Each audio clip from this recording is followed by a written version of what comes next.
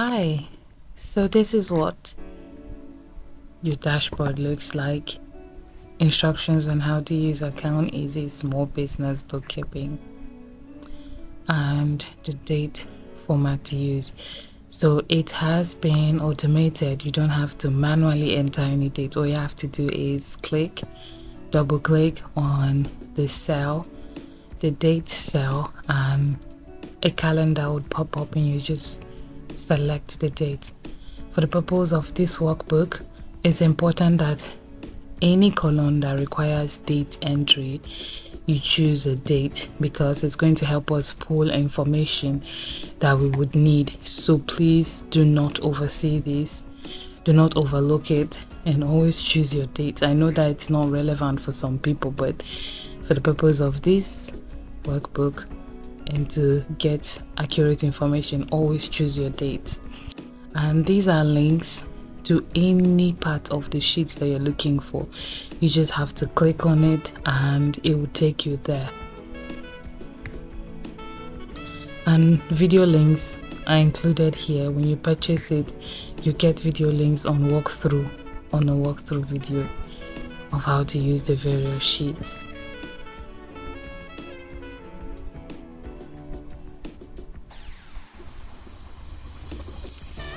Hi, this is your control sheet, and this is what your control sheet looks like. And here are the instructions. Typing information into the business header will carry through to sheets in this workbook.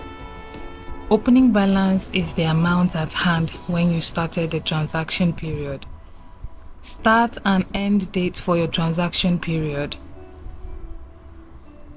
Bank receipts and payments, closing balance would automatically reflect as you transact, so do not enter data here.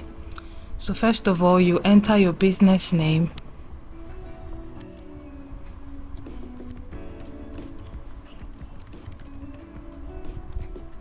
and you enter your opening balance for the year.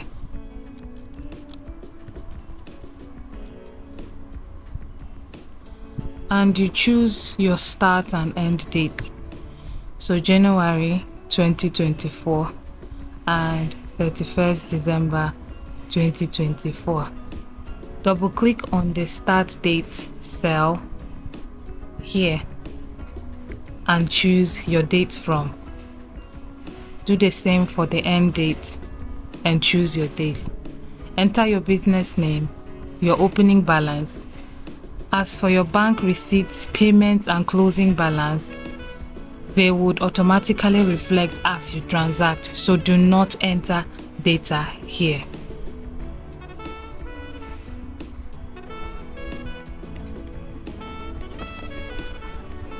Now welcome to your chart of account sheet. This is what your chart of account sheet looks like. Now these are the 5 classes of accounts in accounting: your assets, liability, equity, income, and expense. And over here you're required to enter your streams of income and your expenses list here.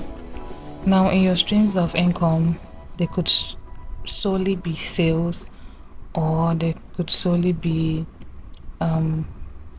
service revenue. But regardless, there are some businesses that have multiple streams of income within the business. So it is important that you enter those streams of income here. So I've already entered sales, interest, sales from makeup, and makeup services. But let's say that, okay, let's remove this. Let's remove this first of all. Let's leave sales there.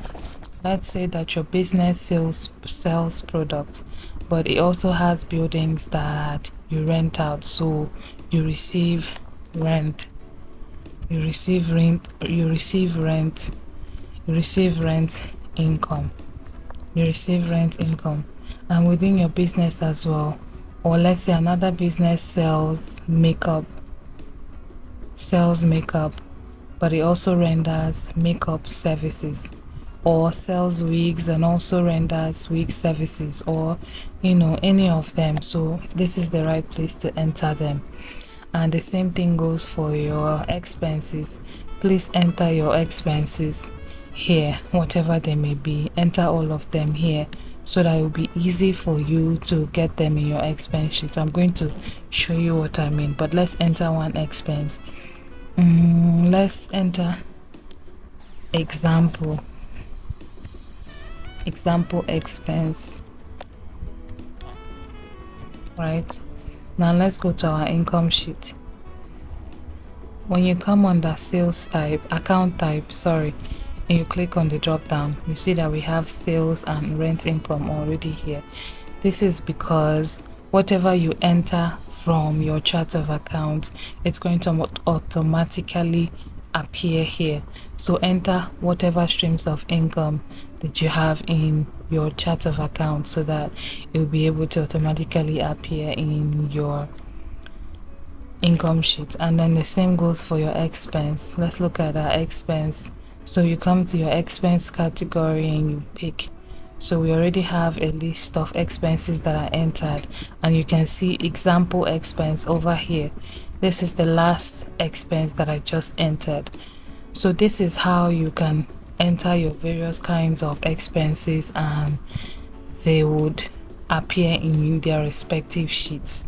So when you come to your charts of accounts, familiarize yourself with this assets and account category, and then go ahead and enter your streams of income, however many they may be. You can enter them here. This, what I mean is, if you sell a lot of product, you can choose to enter sales from item A, sales from item B, service charge from consulting A, service charge from consulting B, something like that.